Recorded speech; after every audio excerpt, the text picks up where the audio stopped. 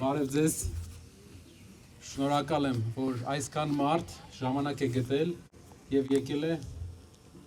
մասնակցելու շարժման գրասենյակի բացմանը։ Երևանին պետք է զարգացման ծրագիր, երբ մենք գնում ենք տարածաշրջանի մյուս քաղաքները, իրենք առաջ են անցել։ Ես շիրակացու ճեմարան եմ սովորել ու ամեն օր եկել եմ դասի մասիվ, ասեմ տարբերությունը մեծ չէ, այսօր ու 15 տարի առաջվա մասիվի։ Չկա զարգացման ծրագիր։ Մեր երկրին պետք է քայլերով քաղաքի զարգացման պլան, որպեսզի մենք 21-րդ դարի քաղաք ունենանք։ Դրա համար պետք է մարդ, ով խելոք աշխատում է, ով ամեն օր աշխատում է քայլ առաջ գնալու համար։ Մենք բոլորով պետք է դրան հասնենք, ոչ իմ ու քո անենք, ոչ ասենք դու ԿՊԱ-ական ես, դու հանրապետական ես կամ դու ոչ մի կուսակցության մասնակից չես, եթե մարդ ունի աշխատանքային լավ փորձ, կարող է լավ աշխատել, նա մեր թիմի անդամ է։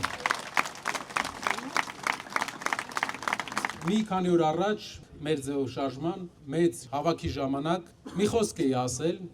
որին անդրադարձել էին գրեթե բոլորը։ Ասել էի, որ մեր երկրին պետք է նոր ղեկավարի անուն։ Մեր երկրին պետք է 5-րդ ղեկավարի անուն, քանի որ եթե մեր նախորդ ղեկավարներից յուրաքանչյուրը լինի երկրի ղեկին, մեր հասարակության մի մասը չի ընդունի։ Դրանից հետո բոլոր կողմերից, թե ներկայիս իշխանության, թե առաջի, երկրորդ եւ երրորդ նախագահի կողմնակիցների կողմից եղան կարծիքներ, որ այդպես չէ, ո՞նց եք կարծում, ժողովուրդ ջան, մեր երկրին պետք է 5-րդ նոր ղեկավար, թե մենք պետք է մնանք նույն ազգանունների շարքում։